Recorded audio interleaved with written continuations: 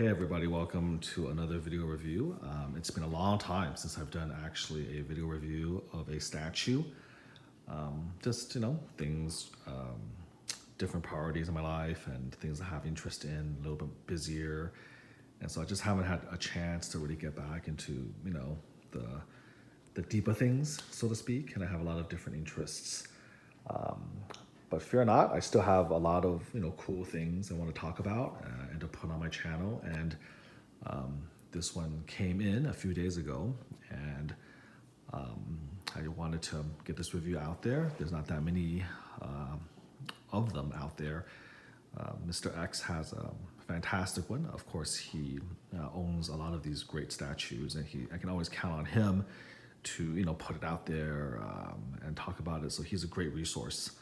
I think his YouTube channel is Extreme channel, so just check it out. He has an amazing collection that he does a great job sort of bringing the latest pieces, custom and otherwise, out. I unfortunately am not able to do that, but this one of course is the famous Psylocke. It is a custom piece, and I don't think, out of respect for the producer, I don't think they want me to mention the name of the custom group, so I'll refrain from doing that. But I think 65 total pieces with a couple of artist proofs, and long sold out. Of course, this has been sold out for well over a year. Usually these things are sold out from the concept on. It's already done. So finally got her in, and it's so massive. I'm basically trying to record on my iPhone, I think 2 feet away, and it requires me to be back 2 feet just to be able to get all of her in there, and then of course I have the black background to give a little bit of contrast, but it's so big you can't, it's impossible to do it. I would have to have a special room, to do video reviews in order to actually properly do justice to her. So this is a Psylocke versus Sentinel piece. It's one of the line. It has a line of these, and I think there's a Magneto, versus Sentinel that's pretty amazing, and there's a Rogue, an Iceman, etc. And so this is with one, of course, with Psylocke doing her thing. Again, very, very limited. She's massive. This is my hand, just for comparison. Psylocke herself is approximately quarter scale, maybe a little bit higher, maybe a little bit bigger, maybe 3.5 scale, but I think she's 1/4 scale is pretty accurate. I've kind of compared her with some of my other quarter scale sideshow pieces. She's not ridiculously huge. For instance, the controversy or the kind of snafu with the XM Mystique piece, where that was clearly out of proportion, out of scale to the rest of the line. I think she's pretty close. And then of course, if she's quarter scale, they can only imagine how big the Sentinel hand is that kind of comprises the base. So this is my only Psylocke statue. I think she's the best Psylocke statue that's ever been made. There's a lot of reasons for that, which I'll get into. And it's not perfect, of course. No piece is perfect. But for what it's worth, this is one of the best statues I own, and definitely the best Psylocke. And after owning this, I don't really see myself getting another Psylocke, at least anytime soon. So let's kind of start off with the overall impression or the story behind the piece. I've said before that the greatest statues, in my opinion or in my mind, are statues that kind of tell a story. And that's really tricky to do because, this is not a comic book or a movie or a book. I mean, you kind of have this, moment frozen in time, and you have this opportunity. Can you, tell a little story just from that frozen moment in time, which is what a statue really is. So obviously, from looking at this, this is Psylocke, fighting a Sentinel. You can see from the background that she has sliced one of the hands, I believe it's the left one, cleanly in half. In addition, she sliced the fingertips off of the middle and the index finger as well. And so it tells you already that there's been a battle against the Sentinel. The Psylocke has come out on top. And not only has she come out on top, but she's come out on top in a very dominating fashion. And you're sort of seeing the aftermath of that battle. And if that's what the hand looks like, it leaves it to your imagination then what the rest of the Sentinel must be like as well. So I love that. It's incredibly impressive, the sense of scale, because again, the hand is in scale with the figure, the statue itself. So it gives you this very impressive sense of size. We'll get into the details a little bit later. So overall, again, it just kind of tells you this great story. And the story is only partially told by the Sentinel's hand. The other part of the story, of course, is Psylocke herself. So here she is. This is her classic X-Men costume. The way she's sculpted reminds me of the Jim Lee era, the way Jim Lee drew her. You can see her, red sash, her blue and black costume, very skimpy outfit. And again, this is, is it overly sexualized? I mean, of course it is, but this is again reminiscent of how the comics depicted her, back in the 90s, with Jim Lee at the forefront. So I like that particular style. I grew up when I was in high school reading Psylocke, about Psylocke from that era. So for me, it gives me the kind of the nostalgia, feeling. So if you look at the way she moves, it's very beautiful. Again, I've said in the past, that's very, very difficult sculpting movement in a character. Again, you can go a little bit easy and just have them do the Captain Morgan sort of stance with one leg, raised up on an outcrop or a barrel or whatever. They call that the Captain Morgan pose, or you can just have them in museum pose. But when you're trying to create like energy, create kinetic movement, it's really, really hard to sculpt someone doing that, because when they're walking, everything kind of changes. The way the muscles move, the way the hair is flowing, the balance. So what I love about this statue is kind of the way she's walking. It's just amazing how the sculptor conveys kind of that sense of movement. She absolutely looks like a supermodel, walking down the runway of, let's just say, a Victoria's Secret show or a fashion show in New York. I'm moving things around so you can kind of see the back detail. This is an incredibly heavy piece. So anyways, kind of the way her body is moving, the way the legs are spaced apart, the musculature of the back and the shoulders. It kind of recreates perfectly sort of her sauntering, or in a very jaunty fashion, walking, through that sliced open hand. So there's a lot of power and confidence in that walk. She's walking like basically, defeating the Sentinel isn't even a big deal. She's walking like it's like she hasn't even broken a sweat. So you have sort of this juxtaposition of this kind of very casual, sultry, confident fashion model walk, and then you juxtapose it against the devastation of the hand on a battlefield diorama. And so that is a very unique combination, and it works remarkably well. So from a pure like art design point of view, I really love this statue because there's very few like this. Usually there's a lot more kinetic energy, there's a lot more chaos, and that has its place as well. There's going to be a few statues from this line that showcases that. But this is one of the few that kind of juxtaposes that kind of quiet, calmness, the clarity of the quiet and deadly confidence that Psylocke has, and it just kind of slices the hand right up. There's no explosions, it's not messy. It makes this statue, again, unique, you know, and the art design is magnificent. So very unique in my mind. I've never really seen something quite like this. You could have gone in a lot of different directions with Psylocke, and there are statues of her, like, you know, sort of, there's one, I believe, with her on the Sentinel head, kind of crouched. There's a lot of her, you know, fighting, but this one, again, you know, I like this depiction of her moving along.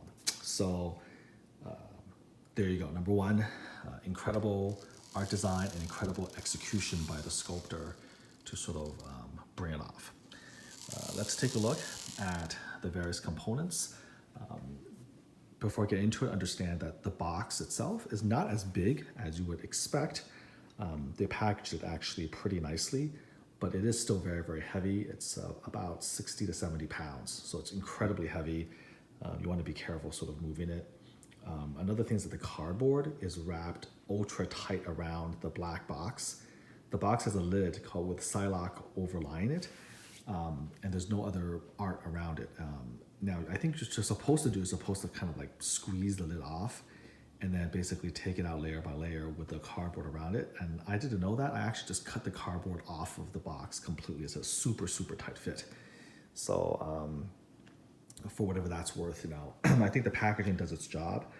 This one came to me without any damage. It was packaged superbly in black foam. But I think they try to save a little bit of money again with the cardboard outer box to make it just like skin tight against the actual so-called color box. And so you're gonna have damage to the corners for sure. You know, I paid hundreds of dollars though shipping this from China, so I can appreciate, you know, their desire to save a little bit of money. But maybe in the future it'd be nice to sort of do some foam on the corners, pay a little bit more to just, you know, protect the integrity of the box a little bit better, and have a little bit larger cardboard brown outer box. It just makes it a little bit easier. I have to kind of retape it now in order to kind of reconstitute it. So anyways, as far as the packaging goes, that's the only thing I have to say about that. So just understand Psylocke is going to be the facing top, and you should be able to actually force the lid off without taking the color box out of the brown outer shipper. Once they're in, you just take it out layer by layer. For necessity, the bottom base where everything goes on has to be at the bottom of the box. So you have to take everything out before you assemble the statue. This base is the heaviest part of the entire statue. I think it is got to be close to 30 pounds. It's like ridiculously heavy. I guess I kind of understand why you had to make it so, but it's going to make moving this thing so difficult. I might have to actually, you know, take her off of the base and do something to just make it viable to move. So, and a lot of people complain about lightweight statues and hollow statues, but I can definitely, you know, see the other side of it as well. I mean, this is just so heavy, it's crazy. With everything together, it's got to be close to 50 pounds, which is an insane weight to kind of move the statue. And most of the weight, again, is the base. The base is well over half the weight of the statue. Okay, not to say that these guys are like, you know, plastic or light, they're not, but just the weight here dominates everything. So again, this custom group and the sort of work they demand from the factories, they want very, very heavy bases. So the base itself, you know, is well done, well sculpted, well painted, and nothing flashy. It's obviously a rock base with stone. You can see sort of the individual layerings. You know, if you want to, obviously, Master Painter can just add in more texture and more detail. But as far as a rocky base, this is absolutely fine. You know, nothing I would complain about. Again, you know, you can see the cracks here. This is supposed to reflect the weight of the Sentinel hand smashing on the stone, and then of course her walking through. Now, the actual Sentinel hand itself, sliced in two, understand that when you put it together, there are slots in the base where you will put the various pieces. It's pretty self-explanatory. One piece here slots in, then the thumb, the sheared off thumb will fit here. You want to put the two fingers, this finger in first, then this finger in second, then the big palm, the sliced off palm, you have to put into the slot, and then you wriggle it so it all kind of keys together. You have to play with it a little bit. and then these two slot into the holes here, okay? I don't believe any of the hands are actually magnetized. Psylocke herself has magnetized parts, but the Sentinel hand is actually, I think, all keyed and fitted without magnets, which is fine. It goes in there with no issues. They're very large, tough, hardy pieces. But again, one area of improvement, I think, would be, it's always, I think, nice to invest in having some magnets. And modern custom pieces and licensed pieces have been moving toward magnets for a while now. So I think it would be nice to have that. And it's interesting, there are some areas where they do have magnets, others they don't. And I don't know what particular design decision led to that. But my feeling is, especially for some of these fingers up here, it would be nice to have a little magnet to get a little pull to just make sure they snapped in place. So that's how you put it together. It's pretty easy, thankfully. A lot of this company's dioramas are so ambitious that it could be very difficult. Like, their Wolverine X-Force versus the Ninjas of the Hand was really difficult to put together. So it's nice that this one came together pretty painlessly. You should be able to get this thing in less than maybe 15, 20 minutes. It's all together. So there's that. Now let's talk about the details of the hand. It's amazing. So it's huge. Look at my hand compared to the palm. You can see the circuitry. There's a little purple hue to it, which is, I think, a nice touch because that's Psylocke's, obviously, her color. So you can imagine maybe if she sliced it through with a psychic blade, that this is what's happening.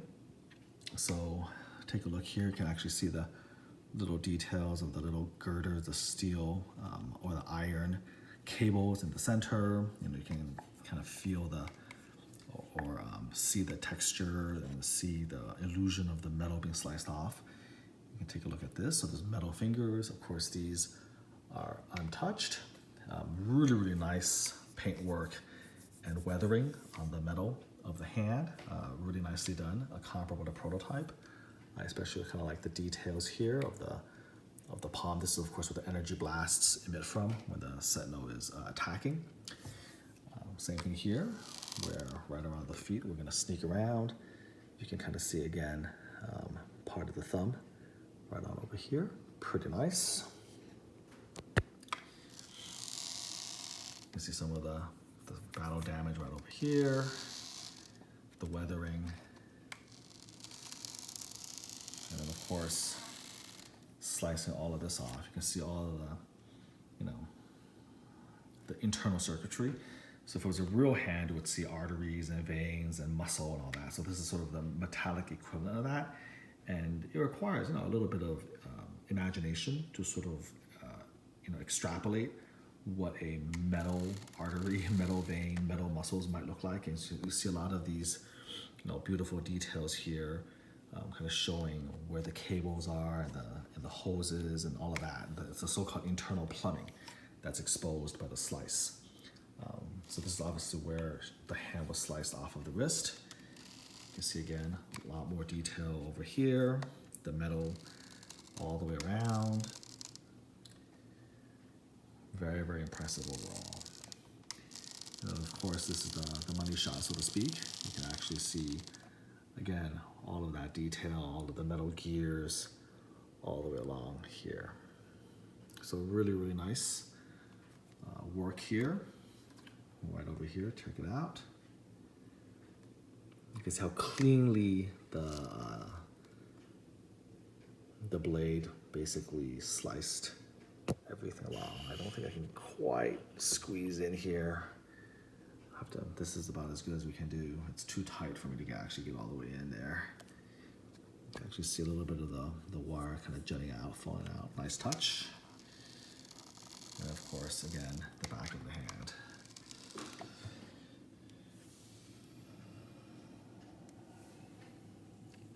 Going a little bit deeper in, checking some things out. Get a nice view over here. So hopefully I got to show you kind of in real time what those details look like. You can see sort of the fingers now, very beautifully weathered. So the hand is like amazing. I mean, this hand sort of makes the piece, it makes the diorama, And you can kind of hear the groaning because it's so much weight on this turntable. So there you go, that's the hand. All right. And now we'll move to Psylocke herself. So she has gloss in all the right places. The costume here is glossy, you know, bluish purple, I guess. Okay, more blue, right? And then here you can see again the fine texturing of the black right here. Her boots are glossed as well, as are her armbands and her, I don't even know what these are, the gloves, so-called, okay? So nice texturing, she's got her purple hair. Here's one of the portraits. So overall, the paint is very solid. I mean, I wouldn't call this prototype level paint, but you know, it's definitely strong. No glaring mistakes or errors. The skin tone is nice and tan, so that's good. You know, there's not a lot of texturing of her skin, but it's not ridiculous. I mean, you know, there's no obvious mistakes. She does show a lot of skin, and this is, I think, consistent with her costume and with sort of the sultry, sexy look that we're going for. No, so overall, I think the coloring and the paint is very good for a factory job. She has a very nice face. This is the face that I think a lot of people, depending on the way you take a picture, there's been some criticism of this particular face. It's supposed to be the weakest portrait, and I think it could be construed as a little bit weak. But as you can see, when you back off and you just sort of see what's going on, this face is fine. She's still a nice, pretty face, and this has a different type of attitude. So we'll look at the different portraits, but each portrait has a little different attitude or expression. And I think this one kind of has the most arrogant attitude. You know, I don't know, it's kind of like the way her head is positioned. It's just tilted a little bit where, you know, she definitely kind of has that sort of, you know, is this all you've got type of attitude, a little bit cocky, a little bit arrogant. And the expression sort of reflects that. Like she's almost bored as she's walking along. Okay, so it's also kind of interesting how the sculptor sculpted the different expressions, and it still sort of all has to be a little bit different, but it also matches the kind of the sultry walk that the body is doing. Okay, so there we have it here. I like to say at this point, I like to point out that I really love the anatomy that the sculptor did. She's very slender, as you can see. The sideshow version that was released, they did an X-Force variant, as well as the classic one. I just didn't like the way her body was posed. It seemed just a little bit boring to me, and I just didn't like the proportions of her anatomy for whatever reason. This one here is a lot more slender, a lot more curvy, and again, just for whatever reason, it reminds me a lot more of the original Jim Lee Psylocke from the 90s that I grew up reading. So for sure, the sculptor did a beautiful job making her kind of long-legged, you know, very, you know, kind of like the body type, you know, is a lot more slender, lean, very, very long legs. You know, the breasts are done very nicely. They're not like you know, implant breasts, which are more almost like cantaloupe or something like that, like, you know, like little cantaloupe or watermelon just stick out of the chest. Here you can see that's more realistic. Her breasts are laying down a lot more naturally. Okay, so it's not like the boob job or breast implant type breasts, which I don't like. And of course, when you turn her around, and you can have a lot more appreciation for the back, how the back is sculpted, how the shoulders and the shoulder blades are balanced across, which is the way it has to be as she's walking. You can again see the texturing of the black parts of the costume, and they did a very good job sculpting her butt, obviously, with a thong underwear. That part probably is a little bit overly sexualized. I don't think, I'm trying to remember, I don't know if that was in the comic book costume, but you know, it's okay. I mean, that's kind of the effect they were going for, and that's the anatomy they were going for, and they did a very good job, a very accurate job sculpting, you know, an excellent buttocks. So that's fine, you know, can't complain about that. And again, the way the buttocks are moving as she's walking is very accurate. So overall, this is just a very, very beautifully sculpted example in terms of the anatomy of a female, you know? So I like the job that they did. In terms of the hair, it's purple hair. Could you give it a little bit more texturing? Could you give it a little bit more of that? Maybe, but you know, it is what it is. I mean, there's not a lot of streaks in there. You know, it's purple hair. There is a little bit of highlight. You can see that there is a little bit of difference in the purples. There's brighter purple and darker purple. So, you know, they did attempt to add a little bit of difference and contrast to the hair. So I'm happy with that, okay? So this is one version of her. She has 3 other portraits, believe it or not, which I will be going through. And then she also has multiple switch-out arms. So believe it or not, this is actually my favorite attachments of her arms. Most people like her with the psychic knife, or whatever, the psychic sword, which has a light up function. But for my money, I just really love the katanas. In fact, the katanas are one of the best things about the entire statue. These are actually real metal. So it's not resin or anything like that. And it has like a beautiful detail sort of, you know, carved along the blade itself. It's super shiny. It's one of the most impressive pieces. And I think for, you know, future reference, I mean, I feel like all major customs, even licensed pieces from Sideshow, if you're gonna be charging $600-700 or more, I just feel like if a weapon is supposed to be metal, you need to invest the money and make it metal. I think when you do it from polystone or resin or plastic, it just looks so cheap.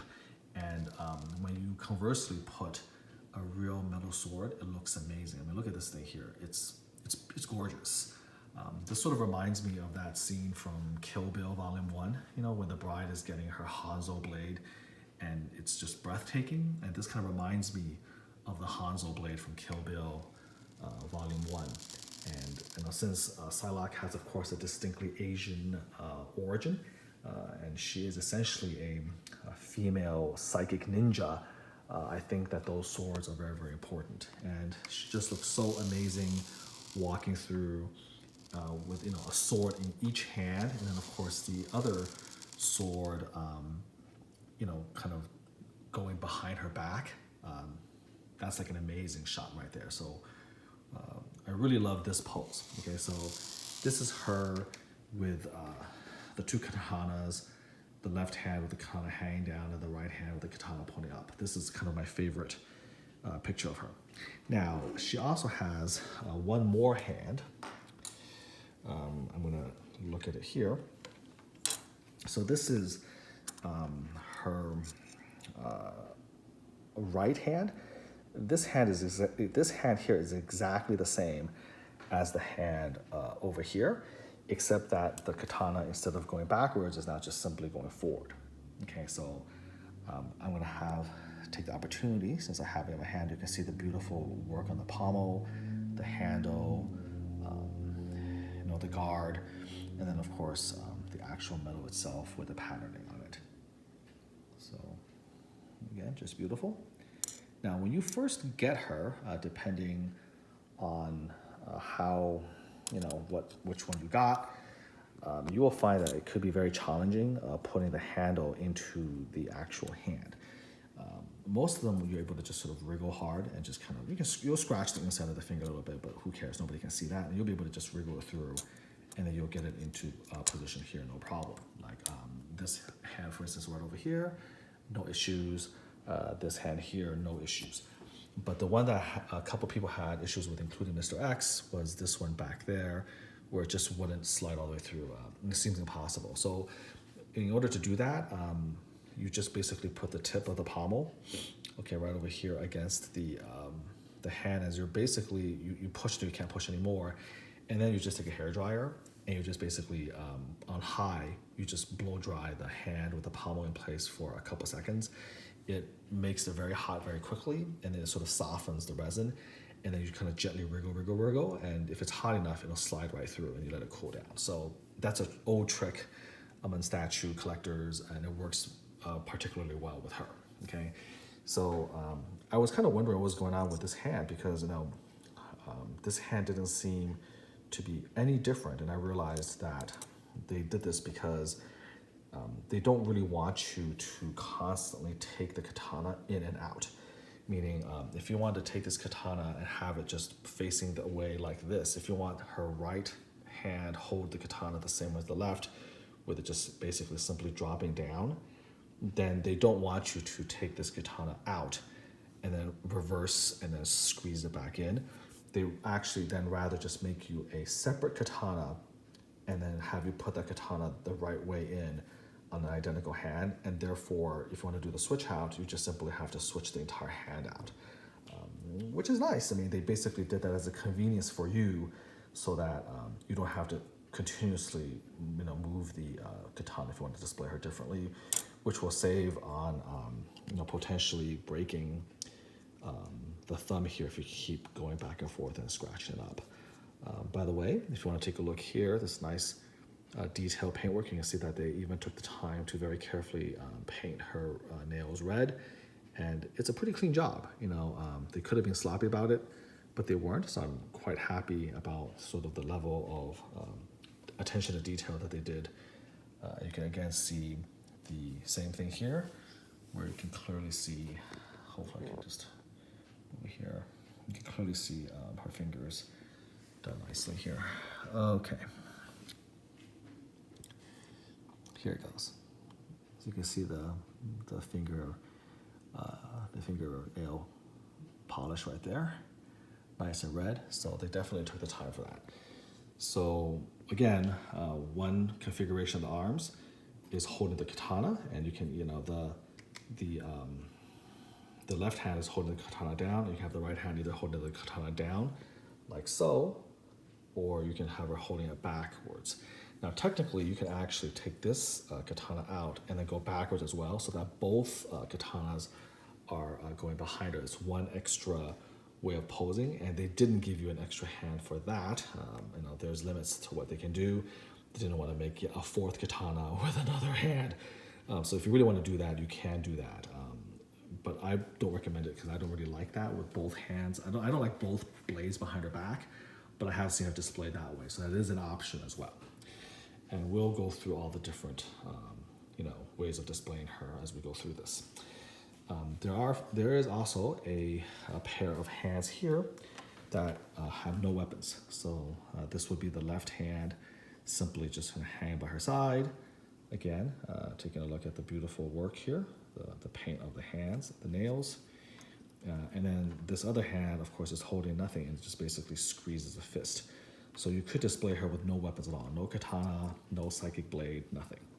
So that's one pair. As you know, this is goes with this look, except again, instead of the katana going backwards, it's just going forward. And then finally, on the right-hand side, you have this baby right here, which is the psychic knife. There's a LED in here where if you pull it out, it'll light up.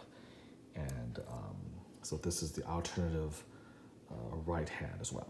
So as you can see, there's a lot of different options for the hands to show her either walking with the side blade or walking with her katanas.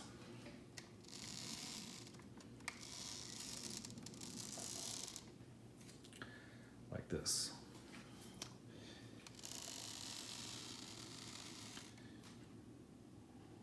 Okay, so now let's get to the portraits. So this, of course, is the first portrait, which is supposedly the weakest, but again, I like her fine, even this one. So let's take her head off. It's magnetized. Okay, so we're gonna put her down. And then let's go for this one, which is her kind of hair flowing more wildly. So there you have it here. Let's see if we can tell the difference between the two.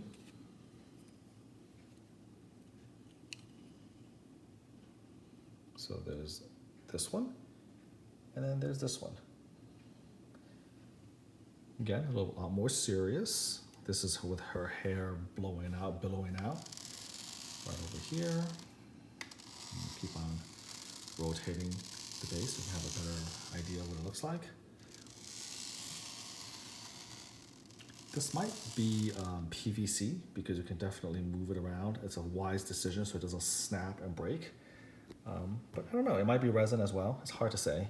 I don't think it is, but it's certainly packaged very, very carefully. So very pretty face.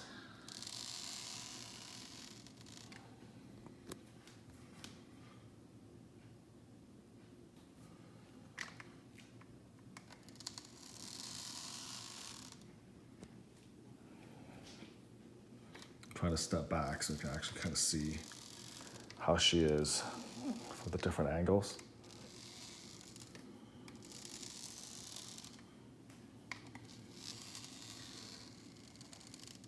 Okay, so that's portrait number 2. Okay, let's take it out. So, and this is portrait number 3. I think she's the prettiest one. It's the one where you can actually see her ear. And this one, interestingly enough, is placed so she's looking actually off toward her left, which is a very interesting design decision. So at that point, the best way of showing her would be like this. So it looks like she's looking over at somebody.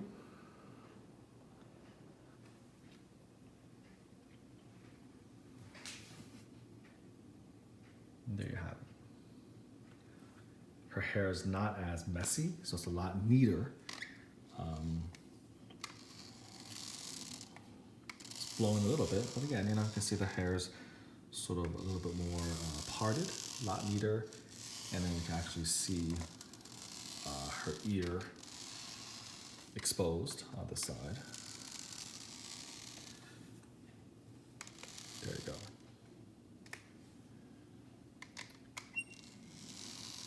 So if you look at the statue head on, you're gonna get this picture right here. So very nice look. And of course, the final version. And by the way, this is probably my favorite portrait of her. So it's a little bit, I guess, unfortunate that my favorite portrait of her kind of has her looking off to the side, but I like that face the best. And then this is the last one. This is with her using her psychic powers, which, at least in statue form, is most commonly portrayed with this sort of butterfly effect. So that's that. This is a lot of people's favorite portrait of her. So there you have it. Okay, butterfly effect. And then that's what she looks like here. So I'll sort of back off. So I think each of the different portraits does a little something different. They're all pretty cool in their own ways, and everybody's gonna have their own favorites. So I'm glad, that they included so many different portraits that you can kind of choose from to put in. All right, so there you have it. And I'm going to cut away, and when we cut back, we're gonna take a look at her with some of the different arm attachments. All right, so see you after the break. Okay, welcome back. So I've switched her to her non-psychic portrait, right on over here, and then you can see both katanas are now just kind of pointing downward. She doesn't have the katana going backwards behind her back. So this is what she looks like this way.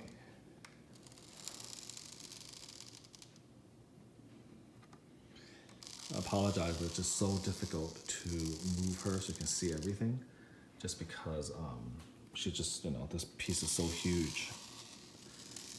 And if I go too far away, then obviously you lose out a lot of the detail, but hopefully the compromise will work for you. So here she is.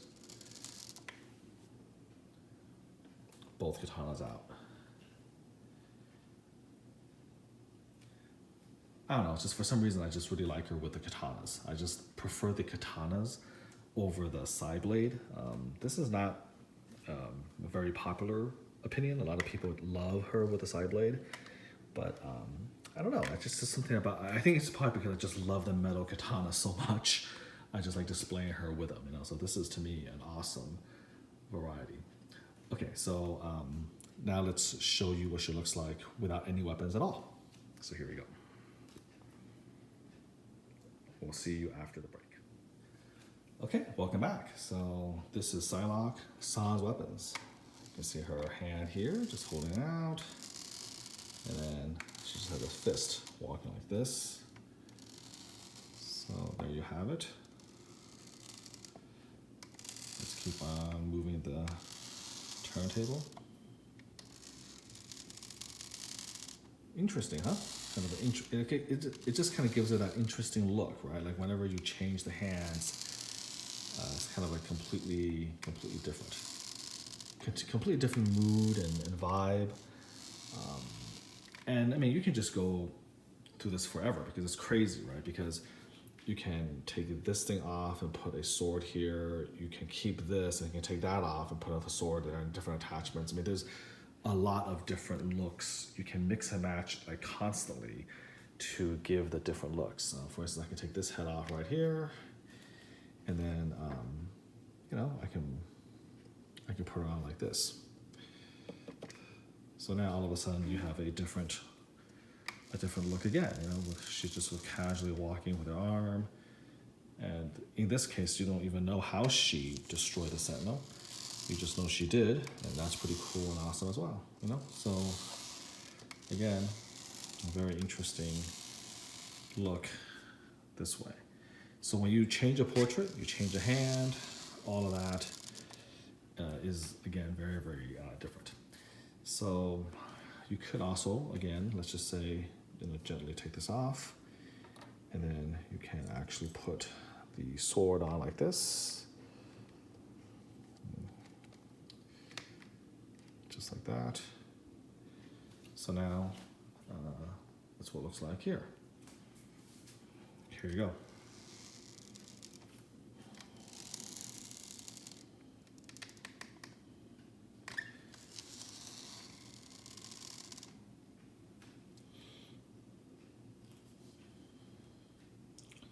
And then of course you could easily take this off.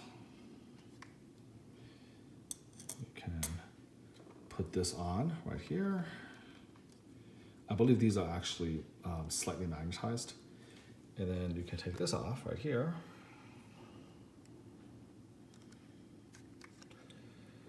And you could, for instance, put, you know, this arm here. So now this arm here has the sword.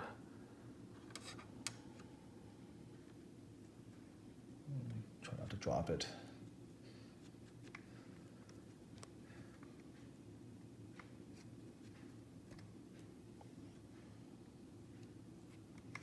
Hard to do with one hand. Hold on a second here.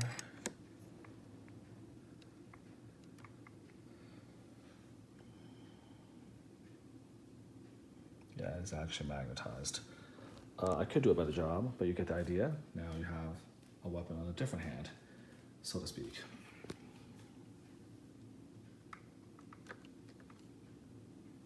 Oh, whoops, I'm so dumb. What was I thinking? I put in the wrong hand. That's why I was having so much trouble doing it. Okay, here we go. This is the real deal here. There it goes, right there. Okay, so there you have it. So you have the left hand with no weapons, and you have the right hand with the katana. We can obviously wriggle that up a little bit.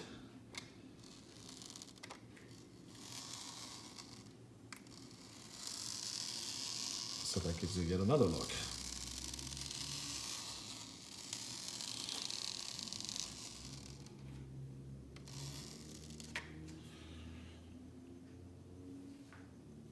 And of course you can take her head off here, and then you can put a different head on. This is the first portrait. So, you know, a lot of different switch outs, and each switch out interestingly gives you like a different look, a different feel. Each of the arms can be mixed and matched, so it's pretty, you know, pretty amazing.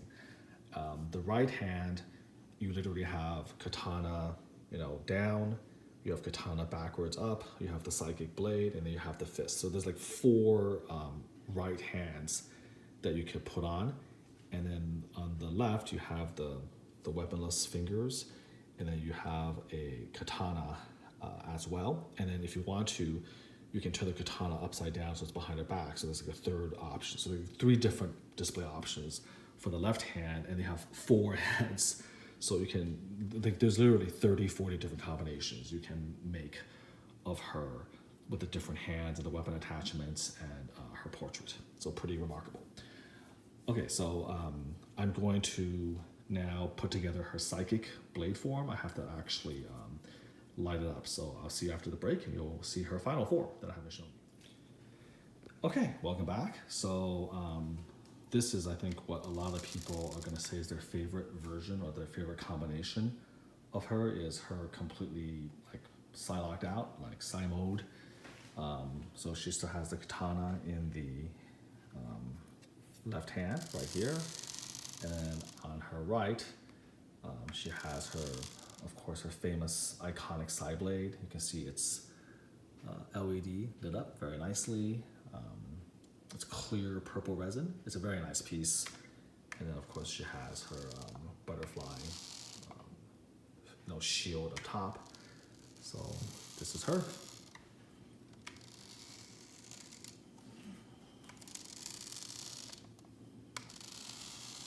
Take a look at her from behind. I think people like this because when you juxtapose, obviously, the LED lighting up the side blade, and you can see kind of the purplish hue here. It just kind of tells the story that this is how she sliced the hand up, from here all the way around. So, make no mistake, that is a really badass way of displaying her for sure. I just, for whatever reason, I just like the other katana going behind her back a lot more. So there you have it. This is her. I can only sort of tilt her one way and then back off so you can see the whole piece walking, and then go forward so I can actually move her again, get it from this angle here. Again, walk it this way, and then finally from the back.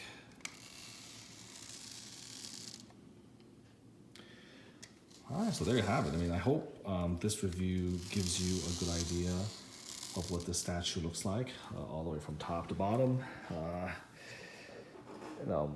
You can take, I think, pictures all you want, close-ups and all of that, and they have their purpose. They kind of definitely show you a lot of the detail, but there's just something about recording even off of an iPhone, because you're kind of seeing it through movement.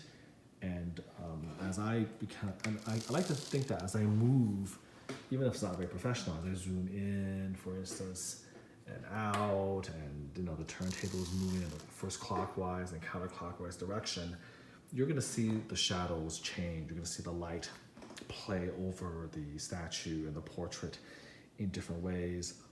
It's still not quite the same, as seeing it in person. Because again, there's nothing quite the same so far as the human eye in real time. But when you see a video of a piece like this, I think it gives you a more accurate assessment of the quality of the sculpt, the paint, the art design. You see it from all different angles in a dynamic way. You see all the different add-ons. You see how the light again plays over the metal of the blade right here. You can again see the patterning on the blade. Even for, again, a portrait that people, may not like as much, from just a poorly taken photo and then put on about Facebook or whatnot. But again, when you kind of move it in and out and you see kind of how she looks, and you put it in context, you'll see that she looks actually quite good. So that's why I do these videos, because I want kind of, to give that, accurate assessment of what a statue really looks like in real time and in person. And I think that is still, at the end of the day, there are significant advantages to seeing a piece, again, on video versus just still pictures. So My overall thoughts, I mean, this is the third piece I have from this company. I have their Silver Surfer, and then I have the X-Force Wolverine versus the Hand Ninjas, and then her versus Sentinel. And each piece has not disappointed. They are not cheap, and they take up a lot of room, and they're very heavy and they're very expensive. But they remain sort of like the Rolls Royce of custom statues in terms of like the unique art design, the vision behind creating it, and then the execution of the sculpt, the printout, the fabrication, the paint. The producer has kind of found a really good partner, in China that does work. Previously, a lot of this has been done through Onage, who does work for like seems all the custom groups on the planet, and then all the licensed ones too. And so they're just so far behind. And I think that the producer here of this group has found a really good partner that does strong work, but very fast. In other words, do you want 90% from Onage and wait 5 years? Or do you want 75%, 80% from this new factory and you get it in 5 months? That's a question that every collector has to answer for himself. But I think the vast majority of people are definitely more in the line of like, we'll take 70, 75% and just give us the statue in a few months versus 5, 6, 7 years. Because a lot of things can happen in 5, 6, 7 years. Is it worth the wait? I mean, I think it is, but I think this is very good as well. These are just the next level up from anything that I've had before. I'm still over the moon with every single piece. They all represent some of the best pieces in my collection, and not the best piece because they're big, they're heavy, there's a lot of detail, or the lady is sexier, or it's not just about that. I mean, of course, those are important. Quality of sculpt, quality of anatomy, quality of paint job, all of that is important, obviously. But the reason that this company's statues are the best, in my opinion, the best representation of every character they've gone for, is because of the sheer ambition of the guy, of the producer. He's not afraid of going the extra mile. He's not afraid of creating something completely stupid, completely huge. And he just has a wonderful eye for putting things together, for creating a unique pose. So his stuff, still represents some of the most unique art designs I've seen. And in today's statue collecting world, being unique, being different is really, really hard. I mean, it's a copycat world, and there's just so many 100 different variations of the same thing. So for him to continue to come up with like unique ways of looking at these subject matter, looking at these superheroes, that's, I think, what really truly sets him apart. It starts with the art direction. It starts with the pose. It starts with sort of telling a story for that character. And he doesn't, we joke around and all that stuff, but he doesn't hit home run every time. He can't please every single person. There are certain little projects that he's done. It's like, it's okay. I'm not blown away. But he definitely has a higher percentage of blow you away than any other statue, both licensed and custom, I've ever seen in my decade plus of collecting.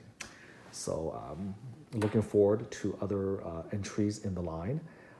My one regret, I don't have too many, my one regret was I did join too late to get his Wolverine versus Wendigo, which is just the most mind-blowing Wolverine I've ever seen, mainly because it's also a Wolverine from like the old days when he first debuted, with the short ears, old yellow costume. That's the one regret I have. I don't have that. And massive congrats to the lucky 50 or so who were able to score that. Definitely worth every penny. I'm afraid his value is beyond the bank accounts of most collectors, but again, that's my one regret. So there you have this. This is Psylocke versus the Sentinel, one of the best pieces out there of her.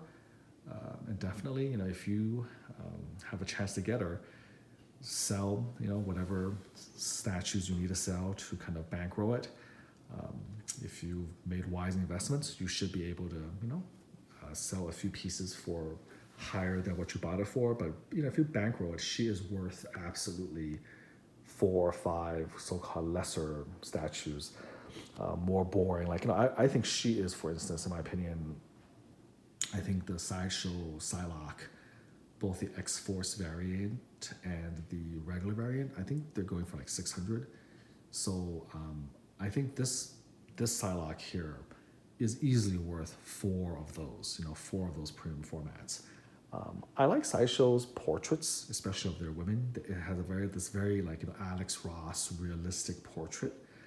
I like those. I want to be fair. I think that portrait is a little bit better than these portraits, but these portraits are beautiful too. They're very, very nice. You know, especially again, this one with my favorite one right here.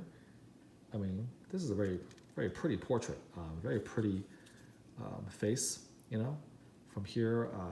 It's just a different style, and like, you know, this is like kind of a lot more, I think, a cartoon or comic book style, like almost like preternaturally beautiful, you know, like too perfect almost, right? But Sideshow is, of course, just has that ultra little bit of realism. You actually feel like they sculpted that face off of a real person. That's what they have with Rogue and the rest. I mean, I think their portraits are very good.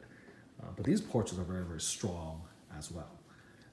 And when you put her pose, I mean, the pose from the Sideshow one is just so boring. I just hate that pose of Psylocke, just sort of standing there with her arm over her back. I don't like that. So this pose is just miles above that. And then when you put the gigantic Sentinel hand, the slice, just the idea of it, the story. What I'm trying to say is like, this piece is worth 4 or 5 licensed Sideshow premium formats. And if you have to do that to raise the money to get her, I think it's well worth it. This is a museum level piece, you know, it's a centerpiece. And if you get this, I don't think you'll ever need another Psylocke statue in your collection, in my opinion. So again, you know, little niggles and wiggles aside, this is a phenomenal work of art. And I'll sort of leave it at that. You know, I can always say, well, there's so many switch outs. What do I do with these? The LED can't be taken out. You know, the only way to stop it from glowing is to stick this little, you know, plastic tab back in. And what happened when the batteries died? These are all little tiny nitpicks. But you know, overall, that's all they are. They're nitpicks, because at the end of the day, you look back, you still have this amazing piece right staring in front of you, dominates the display. So. Hope you enjoyed that, you know, review of Psylocke versus the Sentinel. It's a pretty comprehensive review. I hope you'll agree. I gave you as many of the different switch outs as I could. You've seen every single switch out and some of the combinations. I'll leave it up to your imagination to see which ones you like yourself. And until next time, do take care.